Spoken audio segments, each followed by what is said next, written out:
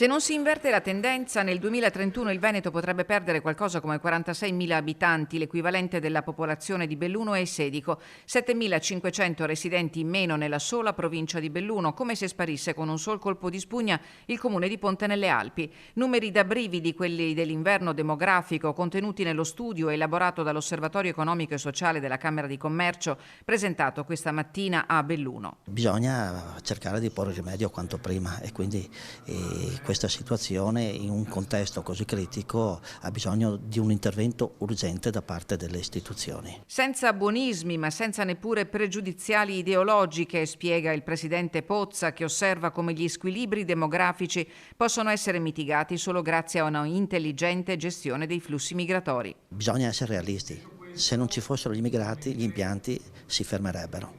Certi lavori non si farebbero più, basta guardare ad esempio sul settore dell'edilizia, cito questo ma potrei citarne tantissimi altri e quindi bisogna prendere coscienza che bisogna affrontare il problema con responsabilità, soprattutto ricordandoci della storia nostra di italiani. Siamo stati una fabbrica di lavoratori in giro per il mondo fino agli anni 60, i sacrifici che abbiamo fatto, siamo stati accolti in questi paesi e dobbiamo ricordarci di questo. Da qui al 2031 i territori destinati a soffrire il calo demografico saranno il Cadore e l'Agordino e quando lo studio rileva la necessità di un cambio di rotta il riferimento va ai servizi. Quelli per l'infanzia coprono oggi solo il 32% del fabbisogno potenziale, ma non va meglio per gli over 65 che nel 2031 supereranno quota 60.000 con una evidente pressione sui servizi sanitari e socio-assistenziali. Poi il lavoro. In futuro saranno pochi i giovani e sempre più titolati. Non possiamo permetterci di lasciarceli sfuggire, ammonisce Mario Pozza. Resta da capire se e in che modo il contributo puntuale offerto dalla Camera di Commercio